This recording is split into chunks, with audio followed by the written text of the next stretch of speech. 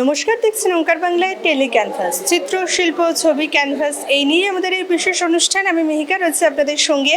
আর এই মুহূর্তে আমরা রয়েছি একাডেমি অফ ফাইন আর্টসের সেন্ট্রাল গ্যালারিতে। চলছে প্রান্তিক গ্রুপ অফ আর্টিস্টের বার্ষিক শিল্প প্রদর্শনী। ইতিমধ্যেই দুটো এপিসোড হয়েছে আমাদের এই শিল্পীদের সঙ্গে। তাদের কাছ থেকে জীবনবোধের গল্প শুনেছি, তাদের কাছ থেকে কলকাতার মার্কেটে শিল্পীদের সারভাইভ করার গল্প শুনেছি, তাদের কাছ থেকে ভক্তিরসের গল্প শোনার পালা এসছে এই এপিসোডে। আজকের এপিসোডে একই সাথে আমাদের সঙ্গে দুজন শিল্পী থাকবেন। একজনের কাছ থেকে আমরা শুনবো শিল্প আর ভক্তিরস কিভাবে এক হয়ে গেছে সেই গল্প, আরেকজনের কাছ থেকে শুনবো একটুখানি জীবনবোধ, একটুখানি আদিবাসী জীবন, আর বাকিটা নিজের মনের মাধুরী মিশিয়ে গড়ে তোলা শিল্পের গল্প। খুব বেশি দেরি করব না, একে একে শিল্পীদের সাথে কথা বলবো। আর যেহেতু আজকে এটা এই এক্সিবিশনে আমাদের 3 নম্বর এপিসোড, তাই এইটুকু শুরুতে বলতেই হচ্ছে যে এই এপিসোডগুলোতে যতজন শিল্পীকে আমরা পেলাম এখনো অবধি কিন্তু প্রত্যেকের কাজের প্যাটার্ন ভীষণ আলাদা। আর এই এপিসোডেও সেটার অন্যথা হবে না, একদম ভিন্ন ধরনের কাজ যাদের, সেরকম দুজনের সঙ্গে আমরা কথা বলবো। আর সেই সব কিছু গল্প শোনার জন্য কিন্তু আপনাদেরকেও এপিসোডের শেষ অবধি থাকতেই হবে।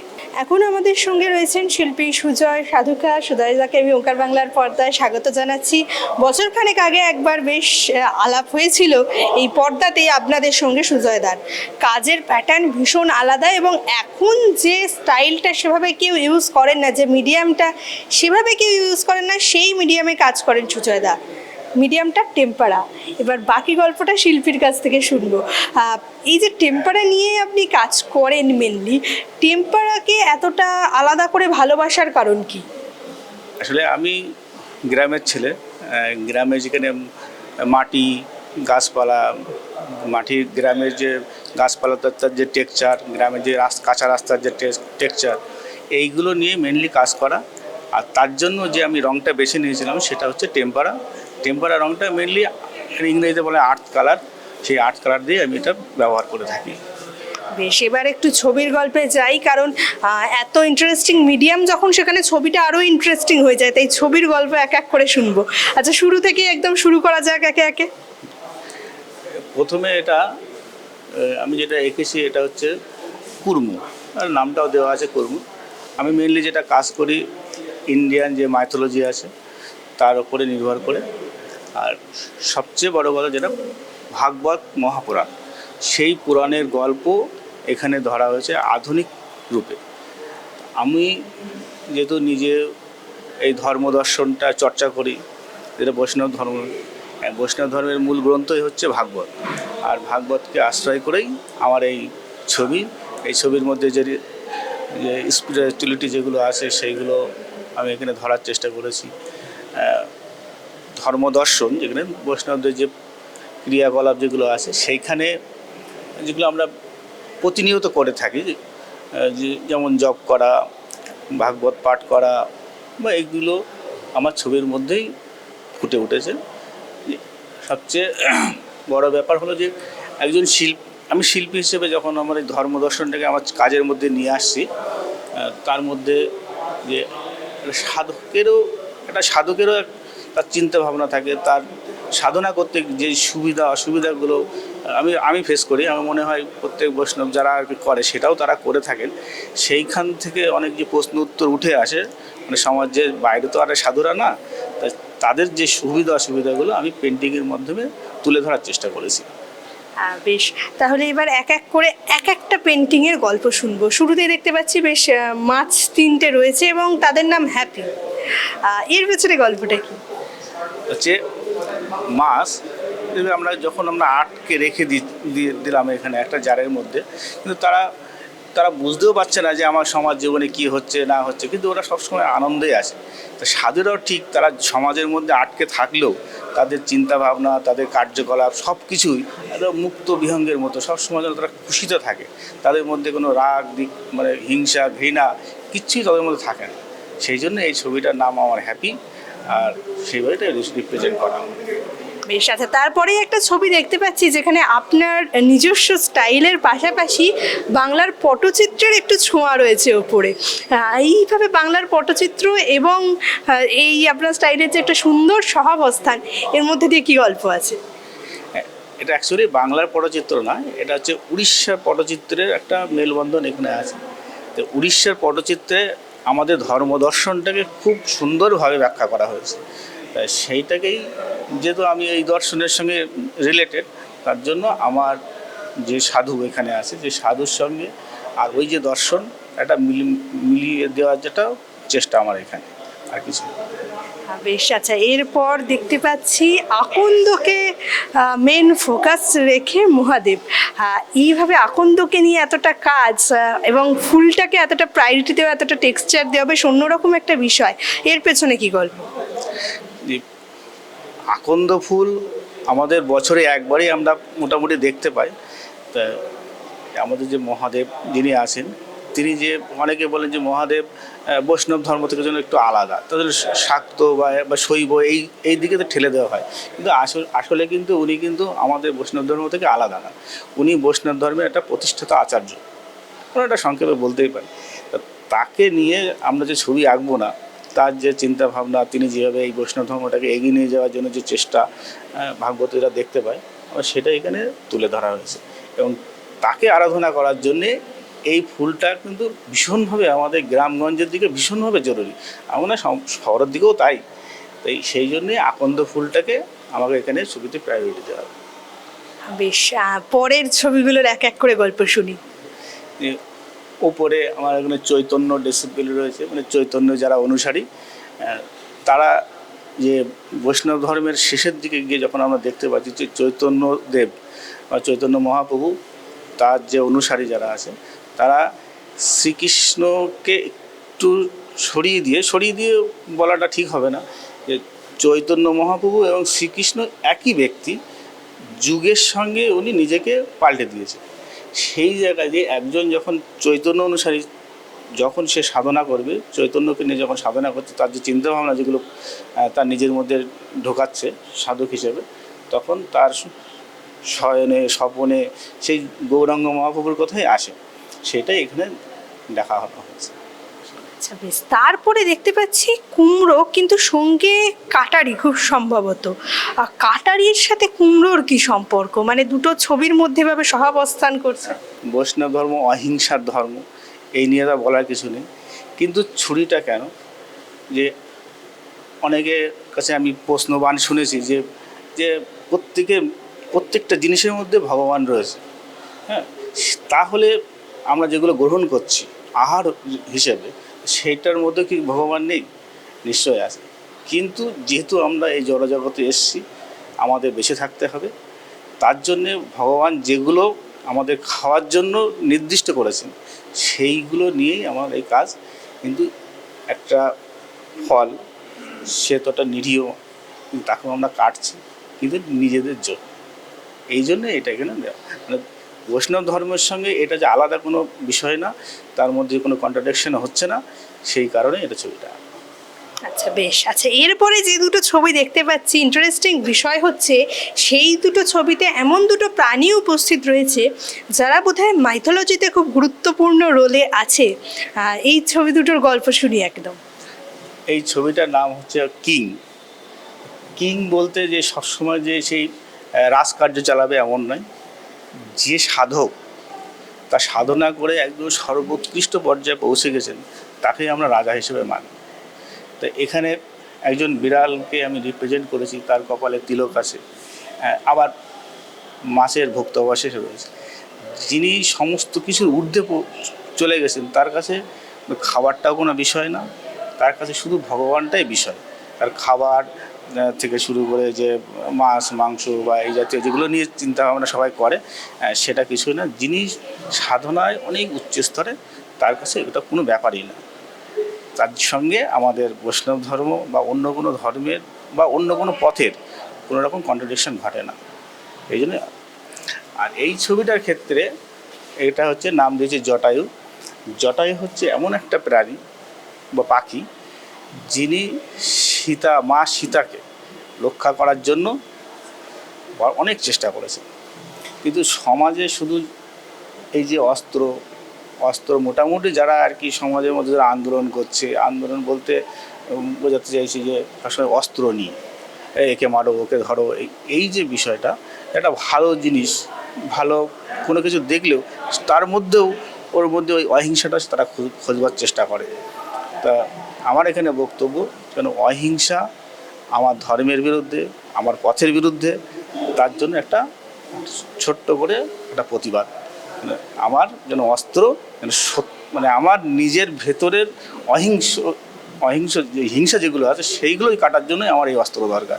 আমার এই অস্ত্র যেন সমাজ জীবনে কোনো মানুষ, কোনো প্রাণী কাউকে যেন হত্যা করার জন্য না থাকে। একদমই অহিংসার বাণী যে ছবির মধ্যে দিয়ে এতটা ধারালোভাবে তুলে ধরা যেতে পারে সেটা বোধহয় শিল্পীর দ্বারাই সম্ভব। আজকের সেশনটার পর বোধহয় সেটা আমরা বুঝতে পারলাম। আচ্ছা, এতগুলো ছবি তো দেখলাম, ছবির গল্প শুনলাম, এরপর একটু শুনি এবারের এই এক্সিবিশনের এক্সপিরিয়েন্স এখন অবধি কেমন হচ্ছে, দর্শকদের দিক থেকে কীরকম রিয়াকশন, বা ছবি নিয়ে অন্যান্য শিল্পী হোক দর্শক হোক তাদের কীরকম রিয়াকশন থাকছে। এখানে প্রচুর দর্শক এসছে, প্রথম দিন থেকে দর্শক এসছে, তারা ছবি দেখছেন, তারা ছবি সম্বন্ধে জানতে চাইছেন, এর আগের বছরে আমি কি কাজ করেছি বা অন্য যারা আমার যারা সহ আর্টিস্ট যারা আছেন তারা কি করেছেন সেই নিয়ে একটা আলোচনা সবাই সবার কাছ থেকে জানতে চাইছে। এই দিক থেকে আমার মনে হয়েছে যে আমরা কিছুটা উত্তর পারলাম কি পারলাম না, সেই যে একটা বিচার্য জায়গাটা রয়েছে। আমরা এই প্রদর্শনীর শেষে যখন আমরা বসবো বা নিজেরা যখন ভাববো তখন আমরা এর উত্তর পাবো। অনেক ধন্যবাদ শিল্পীকে, অনেক ধন্যবাদ। এবং তার পাশাপাশি এটাও বলবো, শিল্পের মধ্যে দিয়ে যে এতখানি শাণিতভাবে কোনো কিছুর প্রতিবাদ করা যেতে পারে, অহিংসাকে এতটা সুন্দরভাবে উপস্থাপনা করা যেতে পারে, এবং একই সাথে ভক্তিরস এবং প্রতিবাদ দুটোকে জায়গা করে দেওয়া যেতে পারে, সেটা শিল্পী একেবারে অক্ষরে অক্ষরে প্রমাণ করে দিয়ে গেলেন। ইতিমধ্যেই অনেক শিল্পীদের সঙ্গে আমাদের কথা হয়েছে এবং এই এক্সিবিশনে আজকে নিয়ে আমাদের 3 নম্বর এপিসোড চলছে। আর একদম এই 3টে এপিসোডের শেষ পর্যায়ে আমরা এসে পৌঁছেছি। আমাদের সঙ্গে এখন রয়েছেন শিল্পী দীপঙ্কর বিশ্বাস। এবার সরাসরি দীপঙ্করদার সাথে কথা বলবো। গ্যালারিতে ঢুকেই এবারে চোখে পড়ছে এক গুচ্ছ ছবি, ছোট ছোট ছোট ছোট। এই ছবিগুলোর পেছনে কি গল্প রয়েছে? ছবিগুলোর পেছনে গল্প বলতে একটু মিনিয়েচার দিকে ঢুকেছিলাম আমি, যে আমি মূলত ওয়াটার কালারটা করি, ওয়াটার কালার আর্টিস্ট। এবার একটু অন্য টাইপের রেফারেন্স কাজ নিয়ে এসেছি, যেখানে ওয়াটার কালার নেই, আমার পেন আর পেপারের উপর আছে, আর কিছু ওয়াটার কালার উপরে কিছু করেছি। এবার এক এক রকম সাবজেক্টের উপরে কাজ করা হয়েছে। হ্যাঁ, যেমন এইটা পুরোপুরি একটা দেবতাদের উপরে, মানে গড, সেইভাবে কাজটা করা হয়েছে। সেটা এরকমভাবেই মানে এটাকে চিন্তা ভাবনা করে কালারফুলভাবে এক একটা ধর্মের এক একটা ধর্ম নিয়ে এখন অনেক যুদ্ধ চলছে, সেরকমভাবে কাজটা করা। আর পেন দিয়ে যেগুলো আছে, যেটা এটা আছে, এটা হলো লাভ মানে রাখা হয়েছে, যেটা আগের দেখা যেত যে পাখিরা খবর দিচ্ছে বা পাখিরা অনেক খবর আদান প্রদান করে, সেই আদান প্রদান থেকেই আমার এটা করা। মোবাইল এসেছে সমাজে, অনেক উন্নতি হয়েছে আমাদের সমাজে, কিন্তু সেই পাখিদের যে ব্যবহার সেটা আমরা ছেড়েছি। সেইখান থেকেই আমি এইগুলোকে চিন্তাভাবনা করেছিলাম।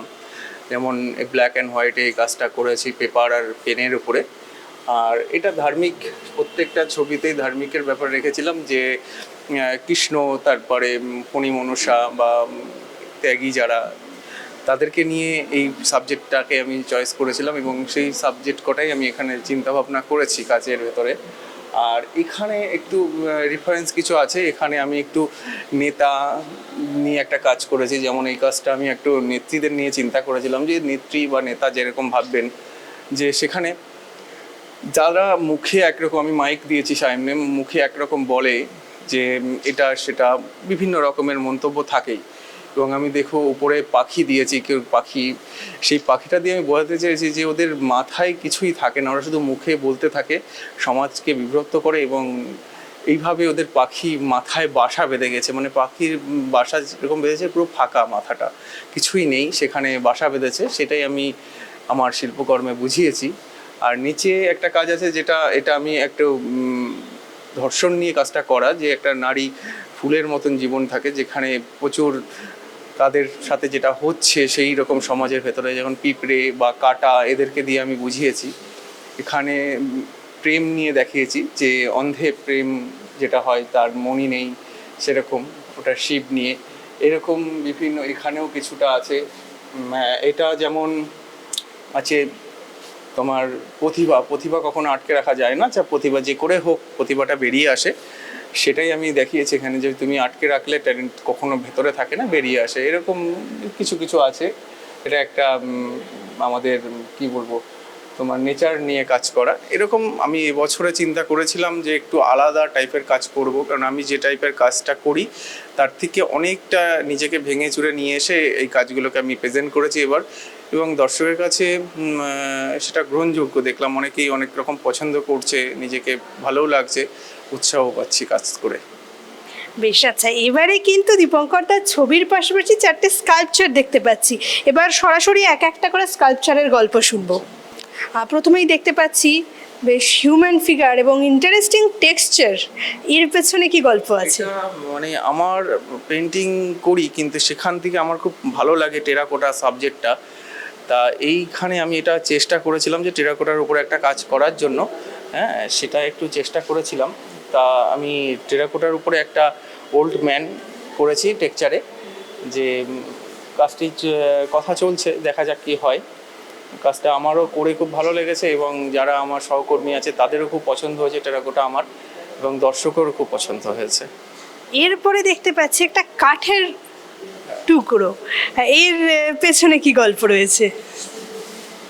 কাঠের এটা একটা ছাগলের মাথা আমি দেখিয়েছি, গর্দান দিয়ে ছাগলের মাথা, যে ঘাস খাওয়ার মোমেন্টটা রেখেছিলাম আমি, একটা গাছের ডাল কেটে এটাকে তৈরি করা হয়েছে।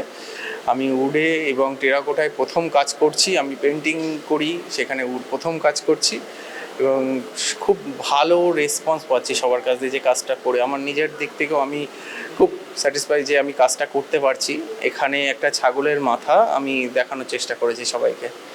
এবং সত্যি কথা বলতে প্রথম প্রচেষ্টা যদি এটা হয় তাহলে সত্যিই প্রশংসনীয়, কারণ প্রত্যেকটা কাজ কিন্তু খুব পাকা হাতের কাজ, এবং শিল্পী যে মনের দিক থেকে পরিপক্ক একদম, সেটাই এই কাজ প্রমাণ করে দিচ্ছে। তবে এইটার প্রসঙ্গে আমি একটা প্রশ্ন করব, সৌহার্দ্যতার বিষয়টাকে কি এইভাবে দখল করা উচিত হলো?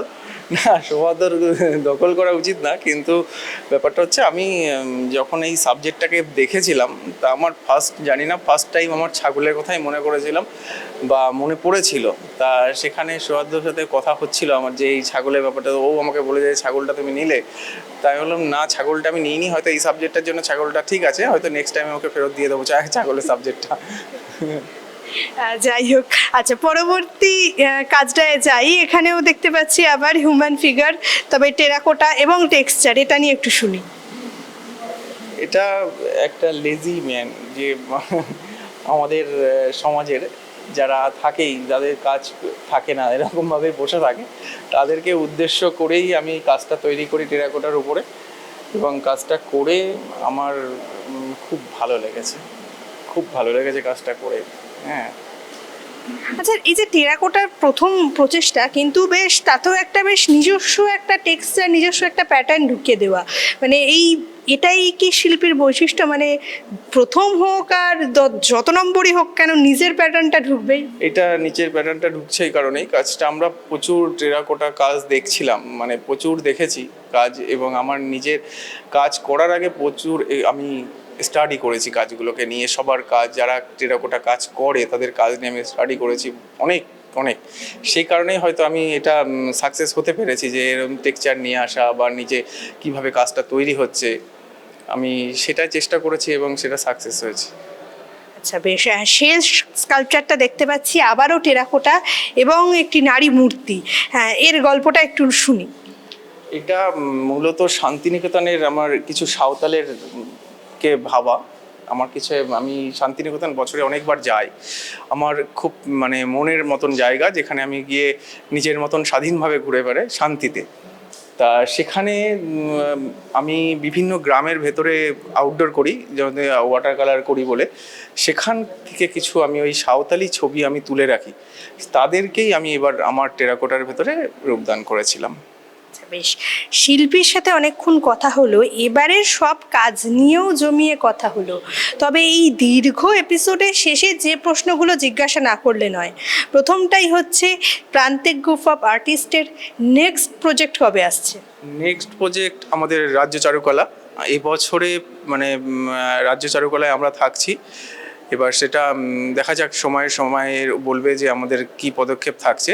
আর এক্সিবিশন, ওয়ার্কশপ এগুলো তো চলতেই থাকে বছরে, আমাদের সেরকমই চলবে এবারও। আচ্ছা, এবং সব শেষে গ্রুপের তরফ থেকে এবং নিজের তরফ থেকে দর্শকদের জন্য কি বলবেন? দর্শকদের জন্য এটাই বলবো যে প্রান্তিক গ্রুপের পাশে থাকার জন্য, সাপোর্ট করার জন্য, আর ছবি দেখতে আসার জন্য গ্যালারিতে, মোবাইলে নয় বা ইন্টারনেটে নয়, গ্যালারিতে ছবি দেখতে আসুন। আর আমাদের ছবি নিয়ে সমালোচনা করুন, প্রচুর সমালোচনা করুন, যাতে আমরা উৎসাহটা পাই। আমাদের পিঠ চাপড়ে দেওয়ার কোনো প্রয়োজন নেই, আমাদের নিয়ে সমালোচনা করুন, আমরা সেটা শুনতে আগ্রহী থাকবো। একদমই, ছবি দেখতে আসুন, গ্যালারিতে আসুন ছবি দেখতে, মোবাইলে স্ক্রিনের বাইরে বেরোন আর ছবির সমালোচক হয়ে উঠুন। কোথাও গিয়ে বোধহয় শিল্পীদের কাছে সমালোচকদের গুরুত্বটা আলাদাই।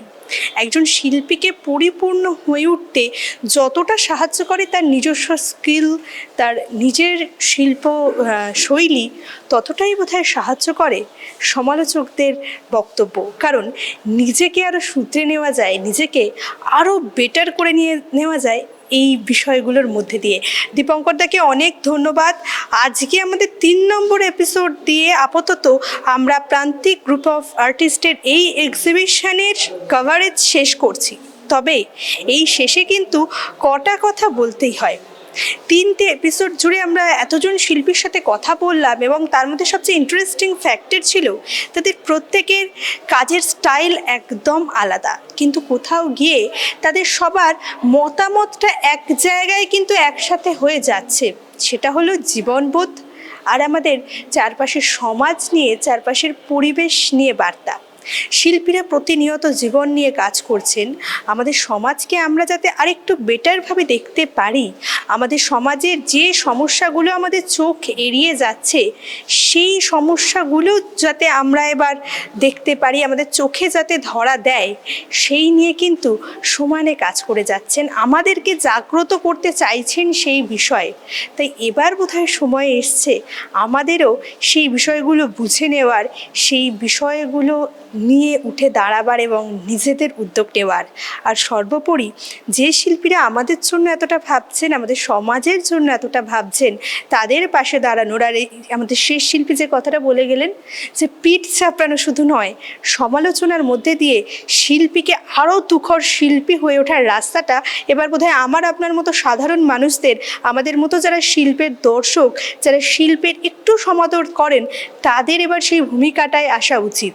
যাই হোক, আমি খুব তাড়াতাড়ি আসছি টেলিক্যানভাসের নতুন কোনো এপিসোড নিয়ে। ততক্ষণ সবাই খুব ভালো থাকুন, শিল্প চর্চায় থাকুন আর দেখতে থাকুন ওঙ্কার বাংলা। নমস্কার।